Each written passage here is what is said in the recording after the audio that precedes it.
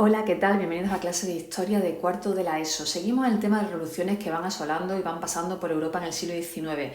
Nos habíamos quedado con Napoleón y su derrota en Waterloo y cómo lo llevan por fin a Santa Elena, ahí en mitad del Pacífico, para que no se pueda escapar.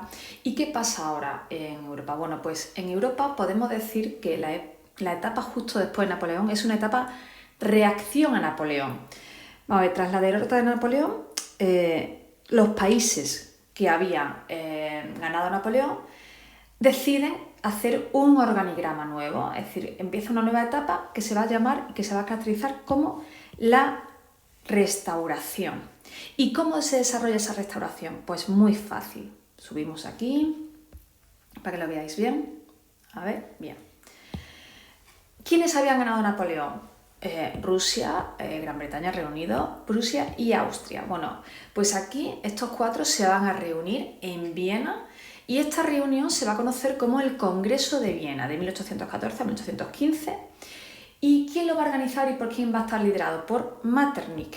Metternich es el canciller de Austria. ¿Qué es un canciller? Es como un ministro de Asuntos Exteriores en nuestro país. Y él va a ser el anfitrión y el que va a llevarlo a cabo. ¿Y cuáles van a ser los dos grandes objetivos de este congreso que están teniendo Rusia, Reino Unido, Prusia y Austria? Bueno, consolidar el absolutismo e impedir que una nueva revolución haga peligrar a todas las monarquías europeas. Recordar que estas monarquías son monarquías absolutas y la revolución había trastocado todo ese sistema del antiguo régimen. ¿Ellos qué van a intentar? Van a intentar que no se vuelva a producir una revolución de esas características y un trastoque a su mundo de esa magnitud. Y vamos a desgranar un poquito más los objetivos de este Congreso de Viena y de estas monarquías absolutas. Bueno, una obviedad. Primero, poner fin a las ideas liberales y restaurar el absolutismo. ¿Esto es qué significa? La vuelta al antiguo régimen, a los privilegios, a los monarcas absolutos, incluso a aquellos que habían sido depuestos. En el caso de Francia, por ejemplo, se vuelve a la monarquía de los Borbones, en la persona del hermano de Luis XVI, que va a reinar como Luis XVIII porque se piensa que el hijo ha heredado el trono, aunque el chiquillo, el pobre, murió desnutrido y enfermo en una prisión. Segundo objetivo, todo aquello que ha conquistado Francia, tanto durante la Revolución Francesa como en la época napoleónica, se vuelve atrás. Volvemos a las fronteras que tenía Francia antes de 1792. Aquí tenemos un mapa donde vemos en verde que son o reinos títeres o conquistas de Francia y veis como aquí volvemos otra vez un poco a Francia que todos más o menos conocemos, que tiene más o menos esta forma, y vuelven a crearse los reinos o estados que había ahí, incluso algunos nuevos. Seguimos. Y todo esto basado en ¿qué? En unos principios ideológicos, igual que la revolución tenía sus principios ideológicos, el absolutismo, la restauración también los tiene. El primero, la legitimidad que le da al rey el derecho divino. Es decir, el rey puede gobernar porque su poder ¿de dónde viene? De Dios. Recordar que, según la Ilustración y según el revolucionario, el poder ¿dónde estaba? En el pueblo, soberanía nacional. No, señores, volvemos a lo anterior, a lo que llevamos siglos con ellos, que no había funcionado estupendamente, sobre todo a los que mandaban, claro. El derecho divino legitima al rey que gobierne.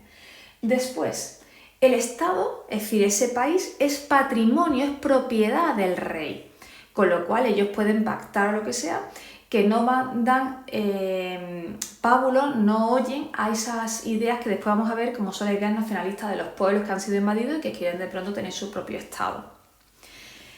Y también una cosa muy interesante que es el derecho a intervenir militarmente. Como hemos dicho que ellos quieren derrocar y que no vuelva a pasar ninguna revolución, lo que hacen es una alianza militar para sofocar esas nuevas revoluciones. La primera alianza va a ser conocida como la Santa Alianza, formada por Rusia, Prusia y Austria. Después se le unirá Reino Unido, que no quiere firmar el decreto de la Santa Alianza, entonces se formará la Cuádruple Alianza y más tarde, en 1818, habrá una quíntuple alianza con la Unión de Francia. Y en otra cosa que están muy de acuerdo es en el uso de la diplomacia. Ellos piensan que cualquier guerra ahora mismo desgastaría estos reinos, con lo cual no quieren sufrir ese desgaste. Van a hacer uso de la diplomacia. ¿Qué es la diplomacia? El arte de convencerse, de negociar de forma pacífica y hablando. Y por ello van a hacer una serie de congresos periódicos para reunirse los cancilleres, los ministros, incluso los reyes de vez en cuando, y hablar de los problemas e intentar solucionarlos de forma pacífica, no llegar nunca a otra guerra. Como oposición a la Restauración se están gestando, algunas ya estaban gestándose de antes, dos ideologías, el liberalismo y el nacionalismo. Y van a ser las causas de las distintas revoluciones que veremos posteriormente y de la oposición a la Restauración. Empezamos ¿con qué? Con el liberalismo. ¿Qué es el liberalismo? Bueno, teoría, doctrina política, económica y podemos decir también social, que defiende la libertad del individuo, de ahí viene el liberalismo de libertad, frente al control que ejercía el antiguo régimen sobre las personas. ¿Y qué plantea el liberalismo? Bueno, pues muy fácil. Son ideas que ya hemos visto en la Ilustración y la Revolución.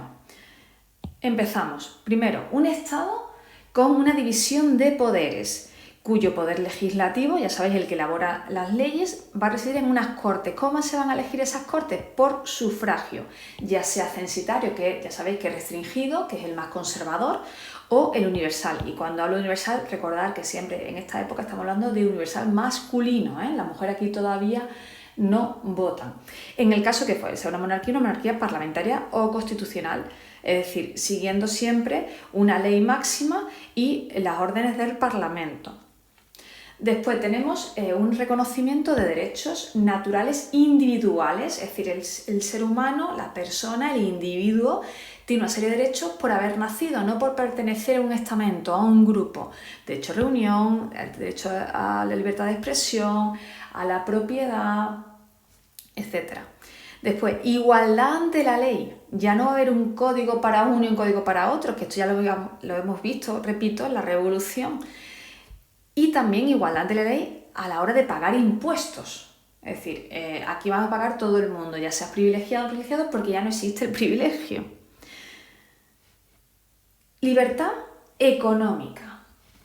¿Qué significa esto? Bueno, que tú puedas invertir el dinero, desarrollar un negocio, un oficio, sin que el Estado lo limite. Y cuando decimos que no lo limite, es que no me tiene que decir ni cómo tengo que venderlo, ni fijarme un precio. Y, por supuesto, poner fin a los aranceles. Recordad que los aranceles eran esos impuestos que gravan los productos que entran a un país. Entonces se quieren quitar los aranceles tanto externos, exteriores, de país a país, como internos que todavía existían, para que sea mucho más fácil transportar negocios, dinero, productos, laissez-faire, laissez-passer, que es el lema del liberalismo. En cuanto a lo social, bueno, ya no se va a pertenecer a un estamento por nacimiento, ya a clases sociales, que tú puedes acceder según tu capacidad y tu renta y tu poder adquisitivo, ya no estás limitado. Tienes una igualdad de oportunidades, eso no quiere decir que todo el mundo llegue a lo mismo, evidentemente, pero sí la igualdad de oportunidades. Y por último, la existencia de una constitución, que es una constitución, ya sabéis, la ley marco, esa ley que lo que te hace, que es la norma máxima de un país, que te da forma, te dice qué tipo de estado es, cómo se organiza territorialmente y se reconocen también los derechos y deberes de los ciudadanos. Esa ley es la que va a gobernar a todos y a partir de esa ley, que es una constitución, se hace el resto del corpus legislativo, el resto de leyes.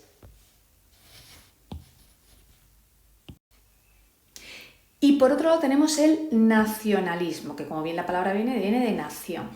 Vamos a ver, ¿cómo reaccionan los pueblos que han sido invadidos por Napoleón? Bueno, pues en estos pueblos de pronto se despierta un sentimiento de unidad, de pertenecer a una comunidad, una nación que es distinta de la francesa. Ellos no se sienten franceses, ellos dicen, no, ¿por qué nos invaden esta gente que no tiene nada que ver con nosotros? Ese sentimiento de comunidad se basa en ¿qué? Bueno, en una cultura común, es decir, suelen tener una lengua, una religión, unas tradiciones comunes. Por ejemplo, los territorios alemanes. Ya sabéis que os he dicho varias veces que Alemania no surge como tal hasta el siglo XIX, que ahora también lo vamos a ver en este tema. Estaba compuesto por varios estados, pero tenía todos estos elementos comunes. Hablaban todos alemán, todos tenían la religión cristiana, aunque ahora unos eran protestantes y otros eran católicos. y las tradiciones eran prácticamente las mismas. Realmente, yo sé que esto a lo mejor suena mal, pero desde nuestro punto de vista un austríaco y un alemán tiene poca diferencia, aunque seguro tiene muchísima para ellos, ¿vale? Historia, también tienen una historia en común, tienen un pasado en común, tienen unos héroes legendarios comunes. Por ejemplo, de nuevo, Italia, otro país que surge en el siglo XIX, ¿cuál es su historia común del que todos presumen? Del Imperio Romano, evidentemente. Y evidentemente también un territorio. Viven en territorios comunes desde hace generaciones. ¿Qué piensa la doctrina del nacionalismo? Bueno, que una nación tiene derecho a un Estado, es decir, un pueblo, esta comunidad que tiene todos estos rasgos comunes, cultura, historia, territorio, tienes que darle un Estado. Y por tanto se reconoce el derecho a la autodeterminación. Estos mismos estados van a decidir si quieren ser, estos pueblos van a decidir si quieren ser Estado o no. Y los nacionalismos pueden ser centrífugos cuando lo que hacen es que un imperio se disgregue porque hay varias naciones dentro, o centrípetos, es decir, aglutinar y formar un solo país entre todos, que ya veremos los ejemplos, sobre todo en las unificaciones del siglo XIX.